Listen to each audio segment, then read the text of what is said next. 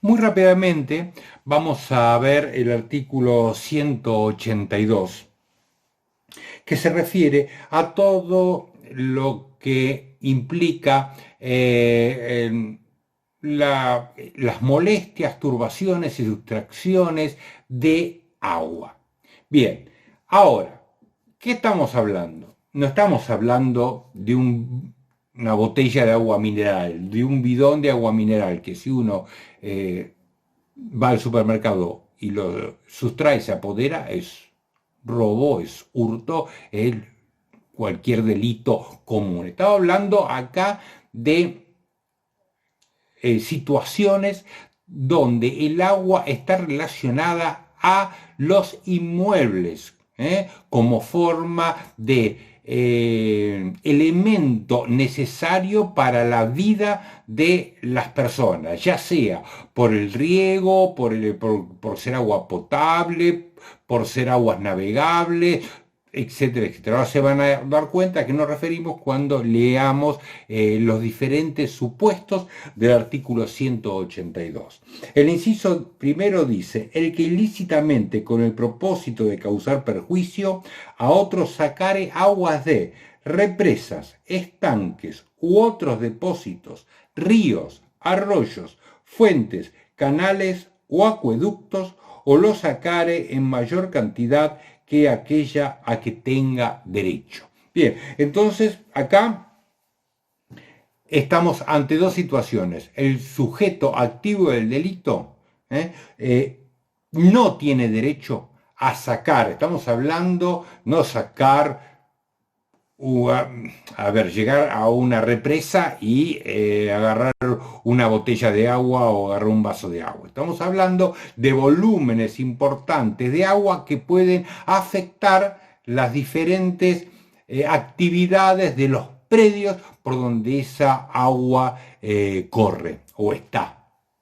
Bien, entonces acá tenemos que la discusión, digamos, que se da es por esta particular inclusión de el propósito de causar perjuicio, dice, el que ilícitamente y con el propósito de causar perjuicio. Pero antes, le estaba diciendo que el sujeto activo puede ser entonces el que no tiene ningún derecho a hacerlo, o que el que tiene derecho, pero lo hace de una manera mucho mayor al derecho que tiene.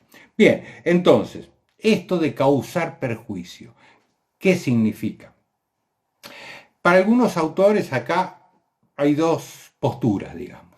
Para algunos autores dice que es redundante, que siempre hay por eso hay un tipo penal que protege este bien jurídico. Siempre hay un perjuicio que se produce cuando uno toma o saca aguas de manera ilícita, sin ningún motivo o por encima de lo que está autorizado. Y por lo tanto es como que no se debería tener ni siquiera por mencionado expresamente. Otros dicen, no, es la ultra intención, es una intención que requiere el tipo penal del sujeto activo. O sea, la persona saca agua, pero saca agua ¿por qué? Porque su intención es causar un perjuicio a otra persona. Y esa situación se tiene que dar. O sea, tiene que estar demostrado que no solamente sacó el agua como le digo, represas, arroyos, estanques, fuentes, de donde sea, no solamente la sacó, sino que además su intención era perjudicar a otra persona. Bien, esa es la discusión más importante de este inciso. El inciso 2 habla de el que estorbare el ejercicio del derecho que un tercero tuviera sobre dichas aguas. Acá no se está apoderando o está sacando. Acá lo que está haciendo es estorbando. ¿Mm? Similar a turbar, ¿se acuerdan de la posesión? Bueno, acá se utiliza el verbo estorbar, que es sinónimo de turbar. Pero acá no se está extrayendo, ya le digo, a lo que está turbando. Por ejemplo, caso típico de la persona que tiene derecho a que le lleguen las aguas de riego y otra persona le corta el riego o le deja pasar menos riego del que tiene derecho a tener. Lo está estorbando, afectando en su derecho. Y por último, el que ilícitamente y con el propósito de causar perjuicio, represare, desviare o detuviere las aguas de los ríos, arroyos, canales o fuentes, o usurpare un derecho cualquiera referente al curso de ellas. Acá, digamos que complementa este artículo, el artículo primero, porque además de tomar el agua, sacarla del agua y llevármela, también lo que puedo hacer es desviarla, represarla o detenerla. Imagínense un fundo de alto, lo que llaman los fundos altos, porque el agua desciende hacia los fundos bajos. Bien, yo en el lugar donde está pasando el agua creo una represa o la desvío, entonces afecto a todos los fundos que están por debajo mío y que debe llegar esa agua. Bien, por último, el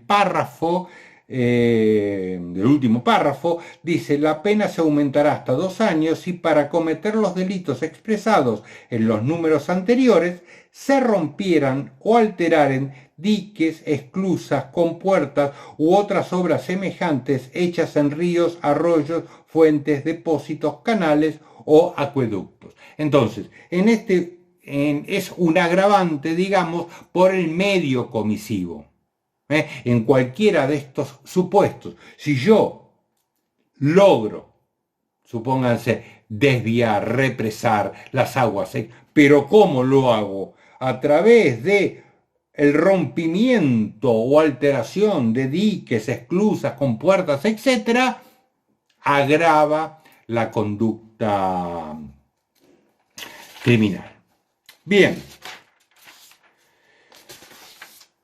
comencemos ahora con el 183, daños. ¿Qué nos dice el 183? Será reprimido con prisión de 15 días a 1 año el que destruyere, inutilizare, hiciere desaparecer o de cualquier modo dañare una cosa mueble o inmueble o un animal, total o parcialmente ajeno, siempre que el hecho no constituya otro delito más severamente penado. Vamos hasta ahí, después el artículo continúa con el agregado de la ley 26.388, pero bueno, vayamos por parte. Daños, obviamente que estamos afectando, seguimos afectando el patrimonio, la propiedad de la persona, la cual tiene una relación con ese bien, ya sea mueble o inmueble. ¿Cuáles son las acciones típicas? Las acciones típicas son destruir, arruinar es la cosa, romper su materialidad.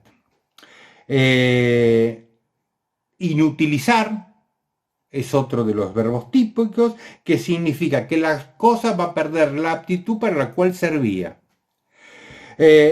Hacer desaparecer, sinónimo de ocultar, la cosa, o sea que desaparece, no se encuentra para el dueño o el que tiene algún tipo de relación con esa cosa.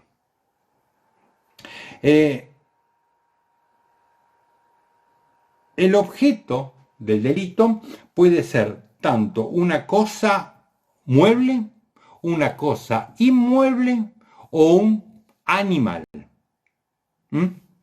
Bien, ¿cuáles son las excepciones que tenemos acá? Bien, tenemos que, primero, el daño a una cosa propia no es delito, porque es del sujeto. El sujeto activo y sujeto pasivo serían la misma persona. Yo, si quiero, la cosa me pertenece, yo tengo una relación con esa cosa, quiero destruirla, la destruyo, la rompo, no es obviamente delito. El daño a un animal salvaje tampoco es este delito. Podrá ser una infracción a la ley 22.421 referente a la protección de fauna silvestre. Pero el animal a que se refiere acá y que está incluido dentro del tipo penal es el animal que tiene dueño, el animal fundamentalmente doméstico.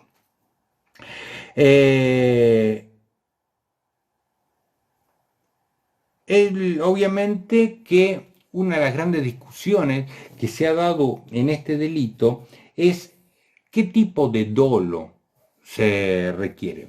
Tradicionalmente la doctrina y la jurisprudencia viene sosteniendo siempre que para el delito de daño se requiere dolo directo y que resultan incompatibles otros tipos de dolos con el daño. Bien. Esto en los últimos tiempos se ha puesto en discusión, sobre todo a partir de la postura eh, de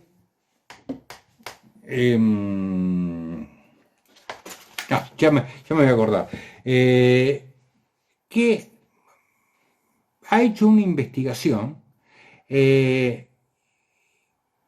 ha señalado que hay una confusión sobre cómo debe entenderse el concepto de dolo para el delito de daño. Y esta confusión viene de una mala interpretación o traducción de una obra de Carrara. Carrara es un clásico, Francesco Carrara, digamos de la escuela clásica italiana, muy reconocido del siglo XIX. Y Carrara hablaba de el daño como injuria. Y el daño como injuria implicaba siempre dolo directo. No vale la pena avanzar sobre esta cuestión, pero lo que significa que esta mala traducción o esta mala interpretación de este autor italiano llevó a que la doctrina tradicional comenzó siempre a requerir dolo directo para este delito.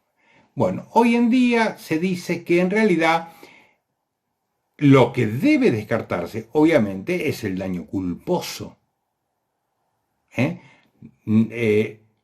Aquel que por imprudencia, negligencia o por falta del deber de cuidado provoca un daño, deberá responder, pero deberá responder en el ámbito civil, ¿correcto? Por los daños causados.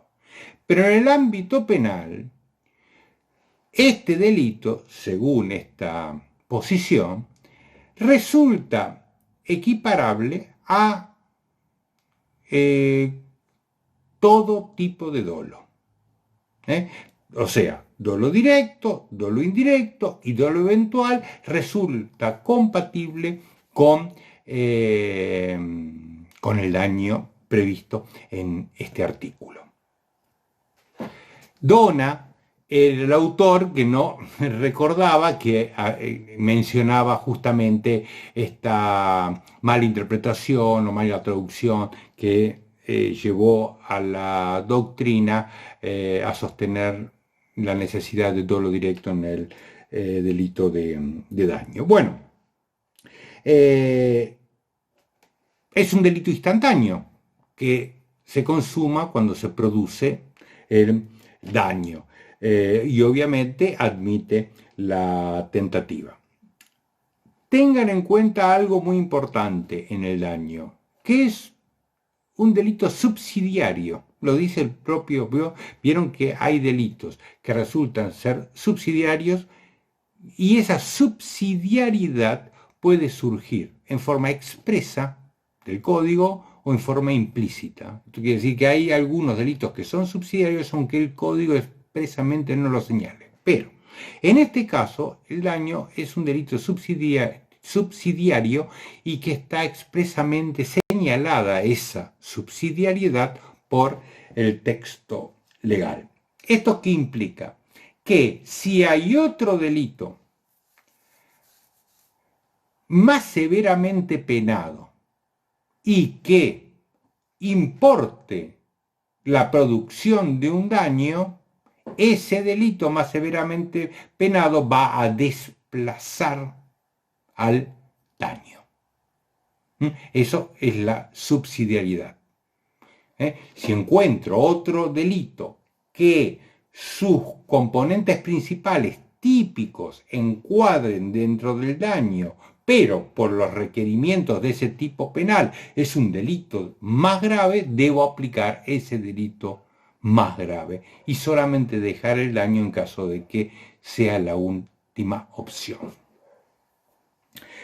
Bueno, y les decía justamente que la última parte del 183 dice, en la misma pena incurrirá el que alterare, destruyere o inutilizare datos, documentos, programas o sistemas informáticos o vendiere, distribuyere, hiciere circular o introdujere en un sistema informático cualquier programa destinado a causar daños.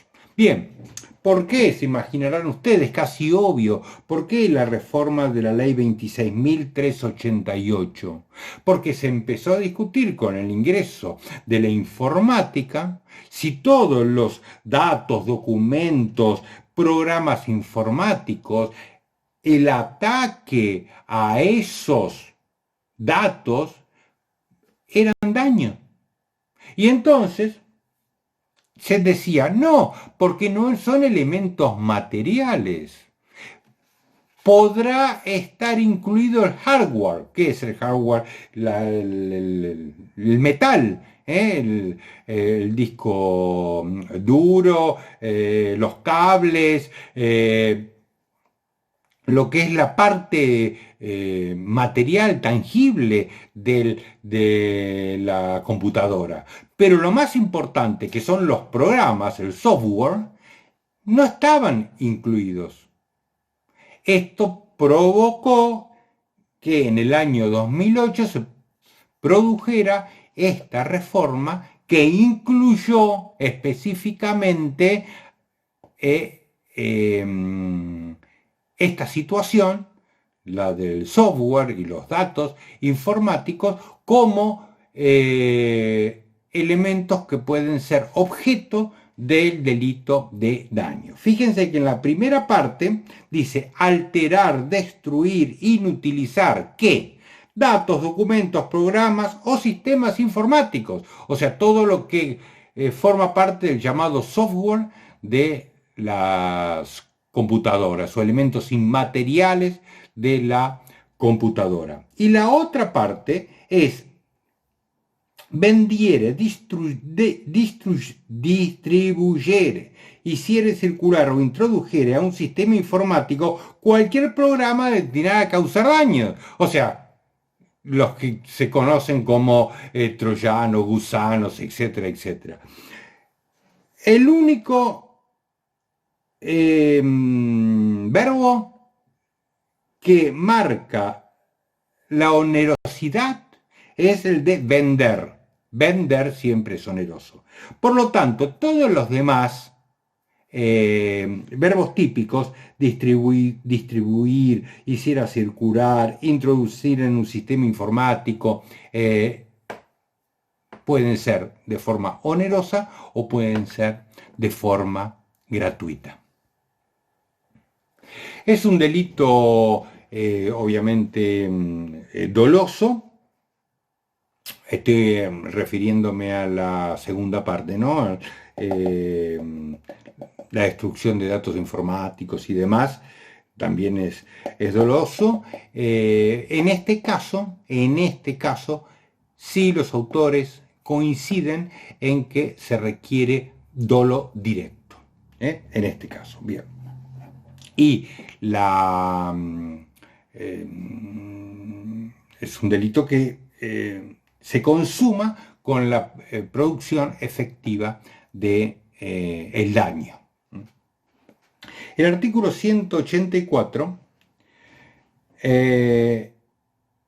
nos habla de diferentes supuestos de daños agravados. Dice, la pena será de 3 meses a 4 años de prisión si mediare cualquiera de las circunstancias siguientes. 1. Ejecutar el hecho con el fin de impedir el libre ejercicio de la autoridad o en venganza de sus determinaciones. 2. Producir infección o contagio en aves u otros animales domésticos. Y 3. Emplear sustancias venenosas o corrosivas. Muy rápidamente. Sigue. Cometer el delito en poblado y banda. Ejecutarlo en archivos, registros, bibliotecas, museos, puentes, caminos, paseos u otros bienes de uso público, o tumbas, signos conmemorativos, monumentos, estatuas, cuadros u otros objetos de arte colocados en edificios o lugares públicos, o en daños, documentos, programas o sistemas informáticos públicos. Y 6. Ejecutarlo en sistemas informáticos destinados a la prestación del servicio de salud, comunicación, de provisión o transporte de energía o de medios de transporte u otros servicios públicos. Estos últimos, como verán, también son modificaciones introducidas por la ley 26.388 que actualizó todo lo referente a datos y sistemas informáticos y demás. Bien.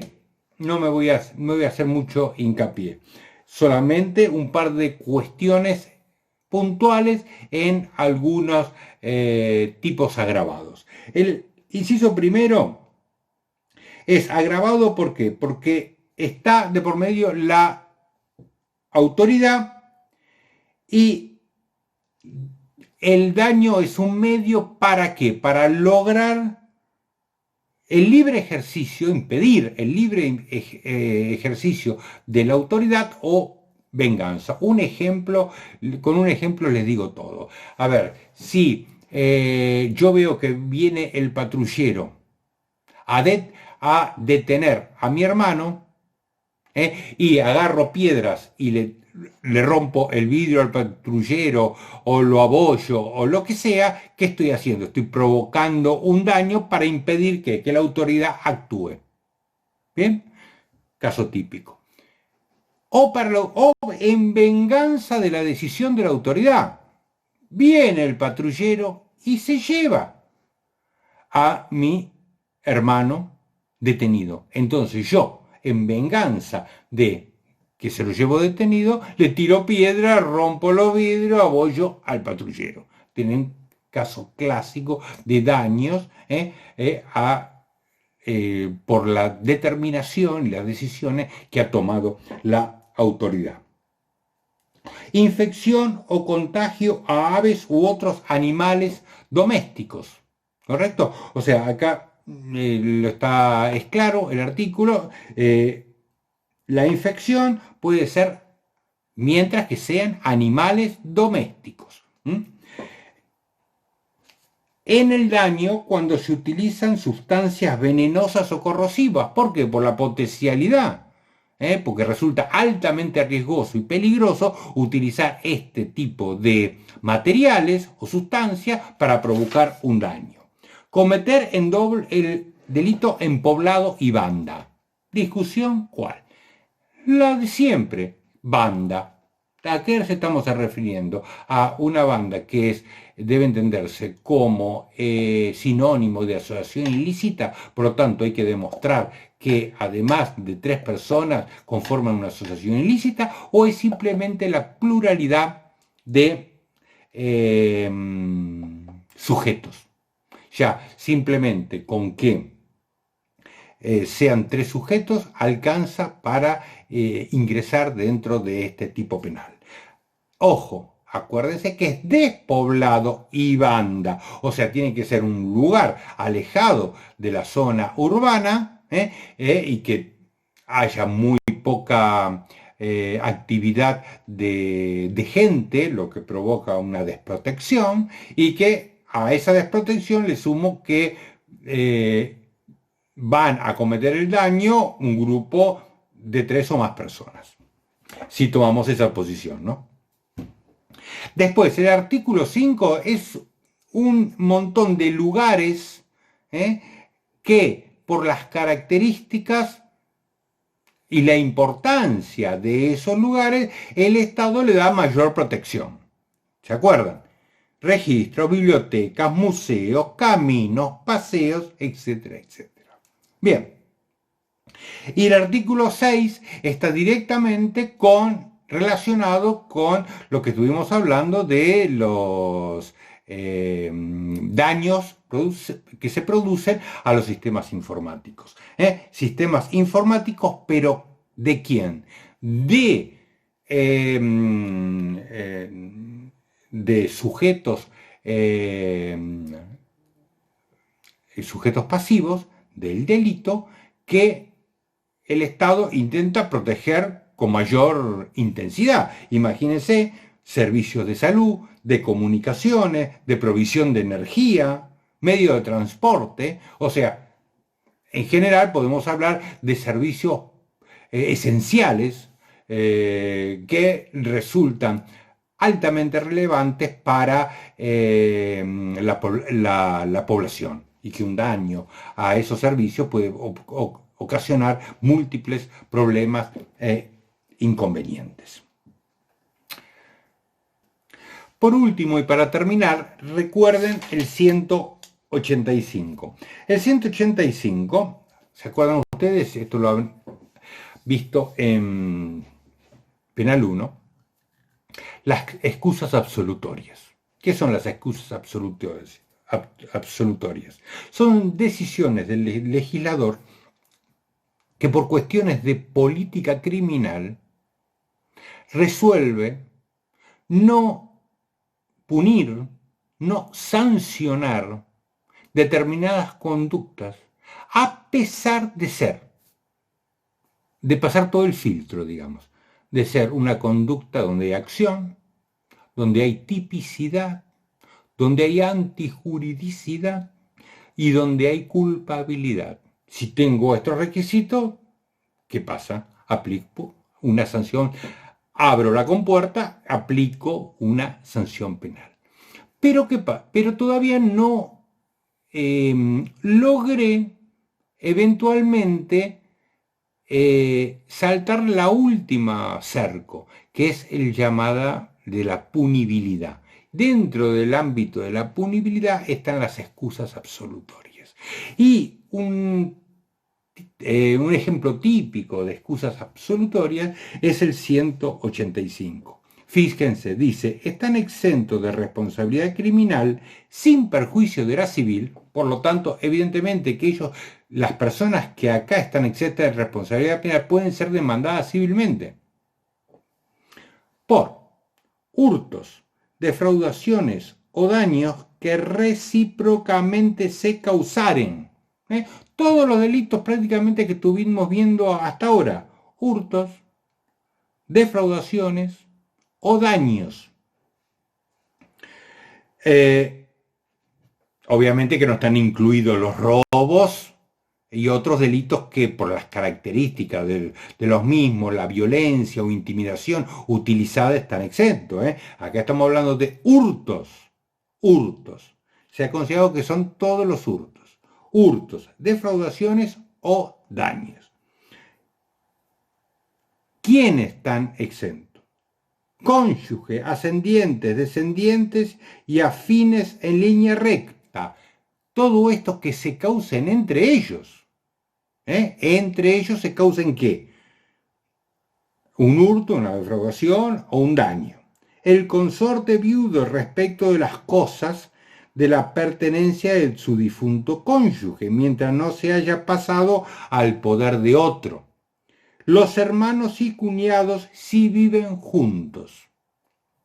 La excepción establecida, y esto es muy importante, la excepción establecida en el párrafo anterior, o sea, todas estas excusas absolutorias, no resultan aplicables a los extraños que participen en el delito. O sea, que si hay sujetos que han participado en el delito, pero no forman parte de este grupo de personas, cónyuge, ascendiente, consorte, etc., no les llega la excusa absolutoria y deberán eventualmente responder penalmente por sus actos.